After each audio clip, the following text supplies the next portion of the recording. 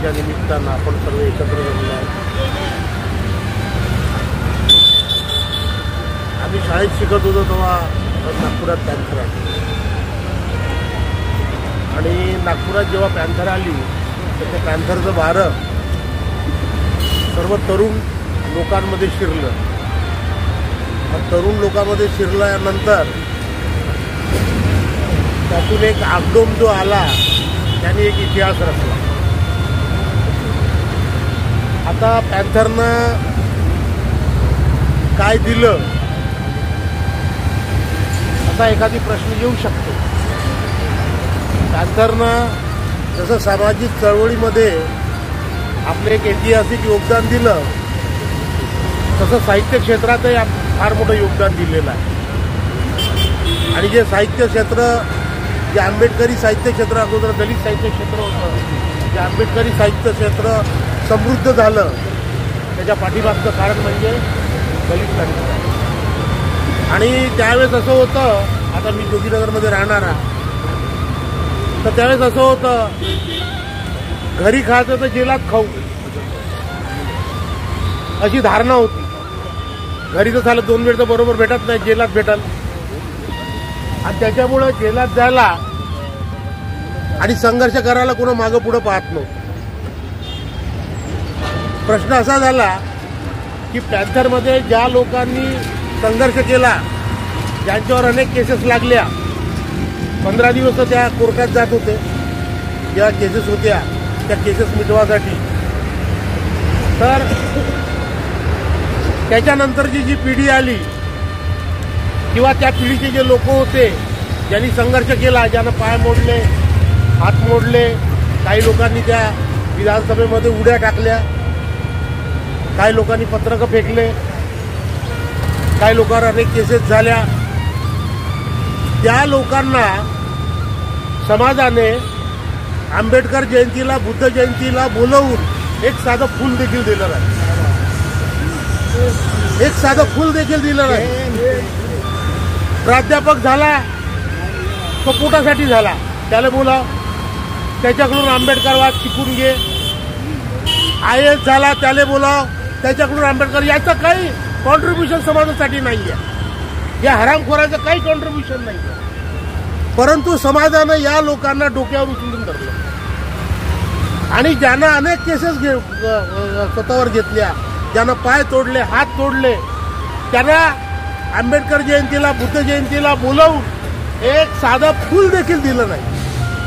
आणि त्याच्यामुळं जेवढे पॅन्थरवाले होते त्यांना आपल्या पोराला सांगितलं, ए भाऊ तू आपला अभ्यास कर गपचूप. त्याचं कारण सांगतो ना, नवीन पिढी का तयार झाली नाही. नवीन पिढी तेव्हा तयार होते जेव्हा संघर्ष करणाऱ्या लोकांचा समाज सन्मान करतो. जर समाज सन्मान करत नसेल ज्यांनी संघर्ष केला त्यांचा, तर त्याची मुलं बाळं तो म्हणते तूच आपल्या पॅन्थरमध्ये काम कर म्हणते, मला माहिती आहे तुझी काय अवकात आहे, तुझी काय इज्जत आहे म्हणते. ही परिस्थिती आहे आणि याच्यामुळं दुसरी पिढी तयार होऊ शकली नाही. जर सन्मान मिळाला असता, समाजानं कॉन्ट्रीब्युशन दिलं असतं, त्याला त्या केसेसमधून बाहेर काढण्यासाठी, जेलातून बाहेर काढण्यासाठी समाजानं पैसे दिले असते, त्या बामसेपला पैसे देत होते लोक. बामसेपमधून कोणीही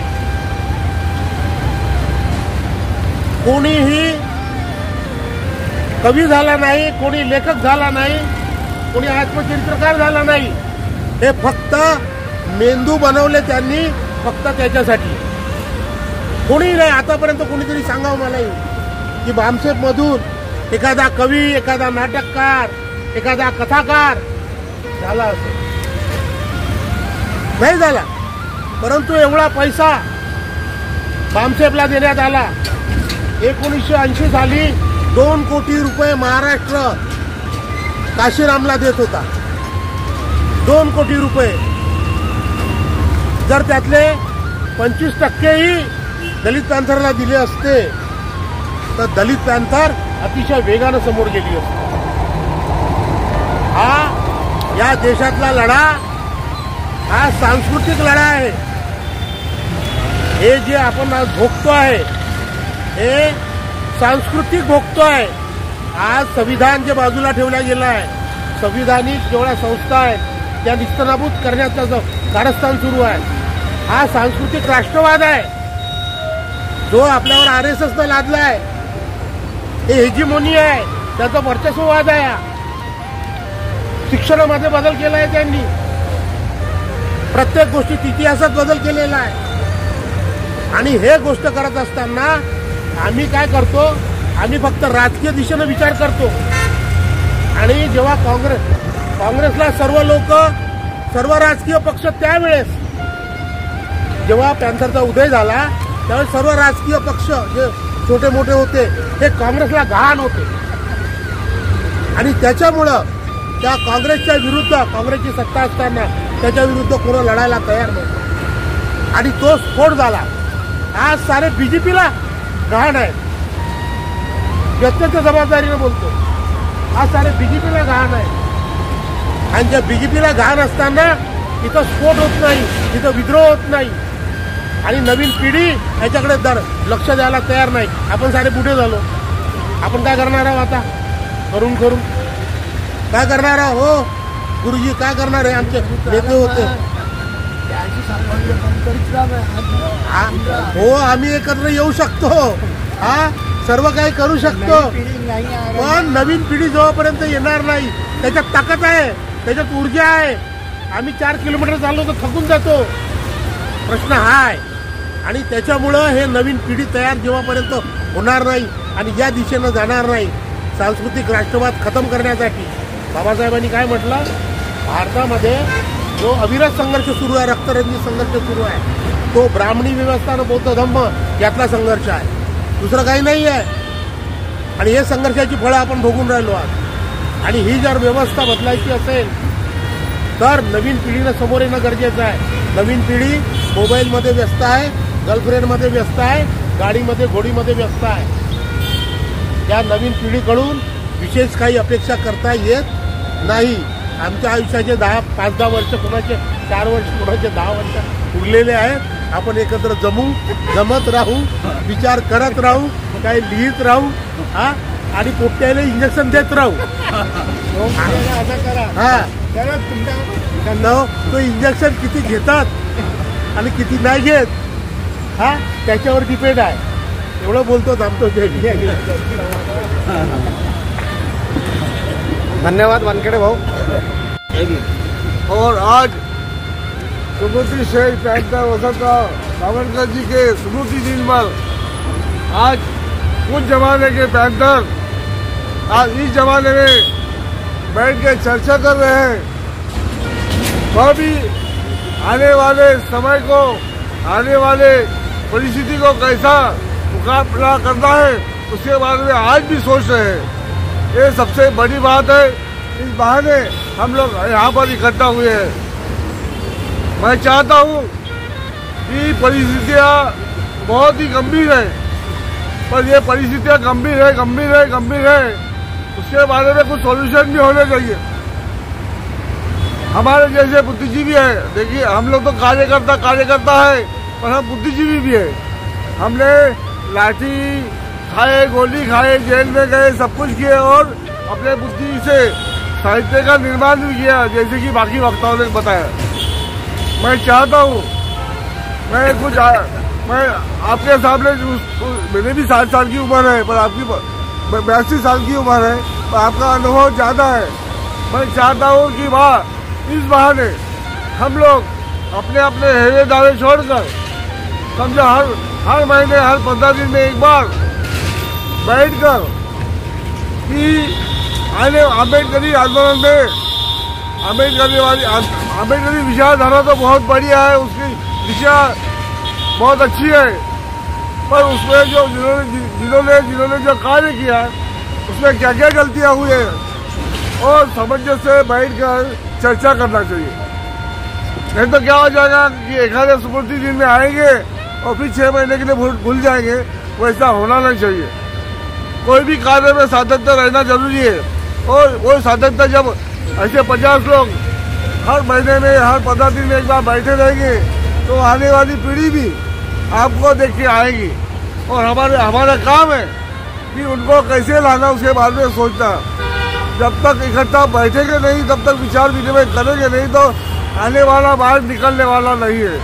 इसलिए ऐसा बात समझो कि, और दूसरी बात ऐसी है कि हमारे बाद में भी कई ऐसे युवा लोग हैं जो आज भी अपने अपने तरीके से काम कर रहे हैं, पर उनको दिशा देने का कार्य हमारे जैसे अनुभवी लोगों को, जिन्होंने आंदोलन में सहभाग लिया है और शिरकत की है, ऐसे लोगों को देना पड़ेगा।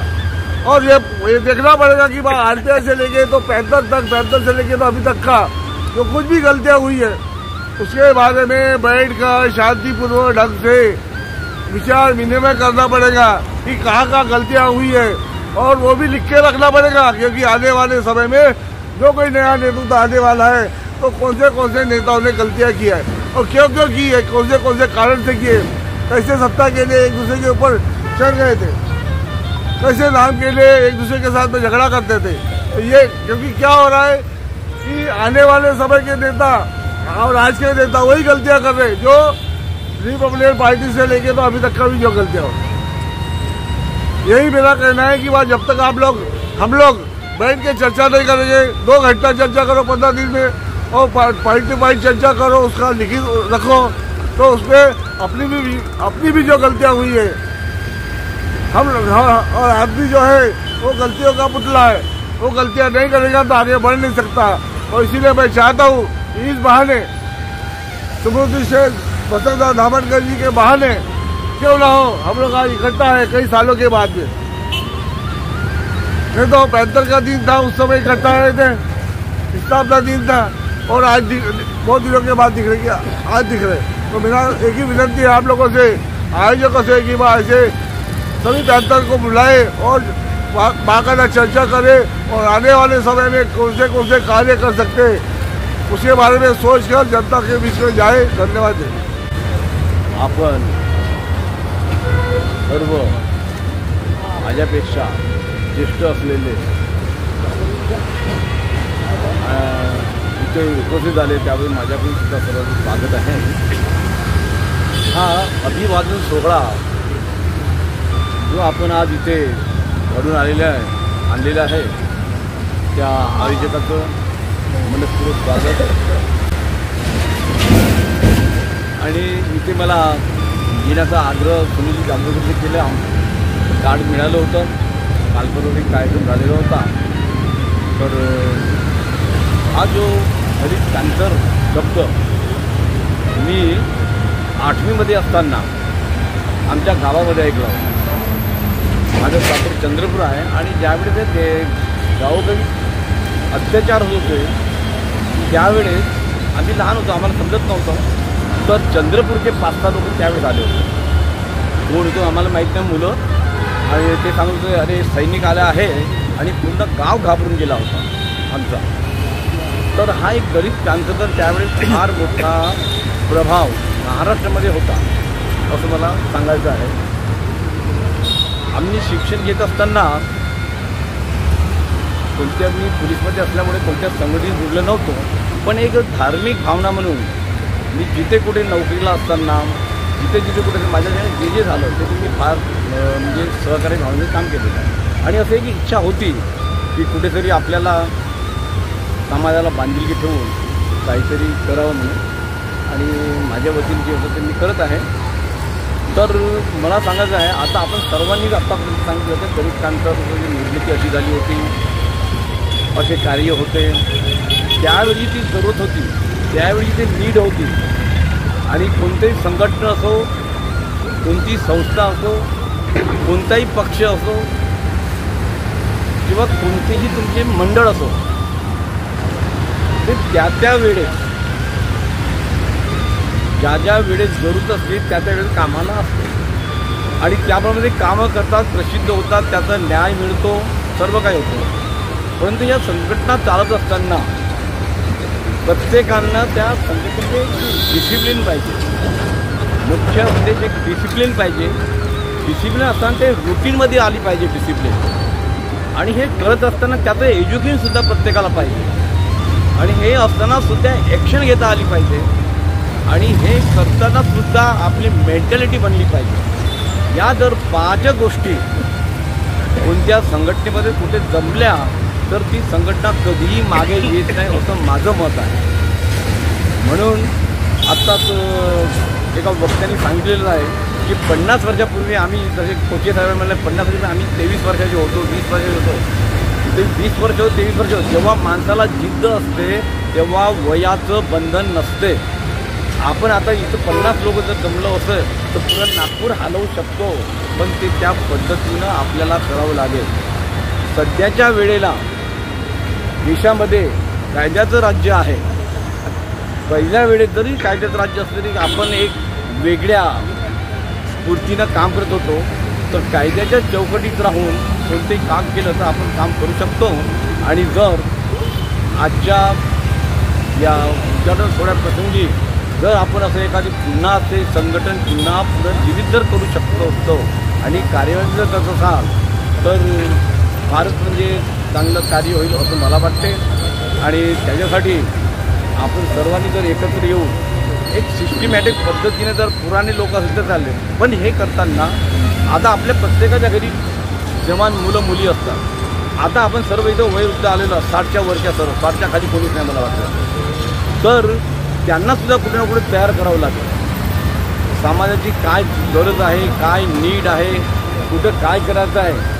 तर आपण कधी कधी ही भीत असतो अरे बाबा माझ्या मुलावर केस लागले. पण केस लागायचा प्रश्न नाही. बाबासाहेब त्यावेळी जे तुमचे काय कार्य करत असताना कधी बाबासाहेब कोणती केस लागलेली नाही का.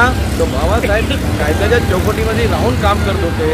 म्हणून आपण सुद्धा जर आजकाल आपले मुलंही असेल तरी त्यांना प्रत्येकाने एकेकाला बोलवावं किंवा त्यांना प्रोत्साहित करावं. समजा एखाद्याच्या 10 पैकी एखादी मुलगा तयार झाला तर आपलं कोणतंही कार्य चांगलं असेल असं मला म्हणायचं आहे. आणि आपण तुम्हाला बोलवण्यास संधी दिली. आत्ताच आमच्या कामटीला 10 राज्यातले लोक आले होते. 32 चर्चा झाले. मला वाटते कोणती साहेब होते साहेब होते आपले अध्यक्ष साहेब कार्यक्रमात होते. जी नीड आहे त्या नीडचं थोडं काम करावं अशी इच्छा आहे. आणि जर आपण या दलित कॅन्सरला ज्याला थोडा इतिहास आहे जसं तुम्ही म्हटलं तर दलित कॅन्सर हे दलित कॅन्सर म्हणजे अमेरिकेचं ब्लॅक कमांडोची डुप्लिकेट आहे. ती तिथं तसं कार्य झालं त्याप्रमाणे कार्य चालू पण कधी कधी वेळेनुसार ते डाऊन होते. आणि हे जे कार्य आठवण ठेवलेली आहे आपण लोकांनी सर्वांनी यांची तर त्यांचं कुठंतरी सत्य आहे. त्या घटनेमध्ये कुठेतरी सत्यता आहे. ती कुठे एखाद्या रक्ताशी जुडलेली नाही किंवा एखाद्याच्या स्वार्थाशी जुडलेली नाही किंवा एखाद्याच्या अंधभक्ताशी जुडलेली नाही तर ती योग्य विचाराशी जुडलेली घटना आहे. म्हणून आपण त्यांना अभिवादन करत आलेलो आहोत.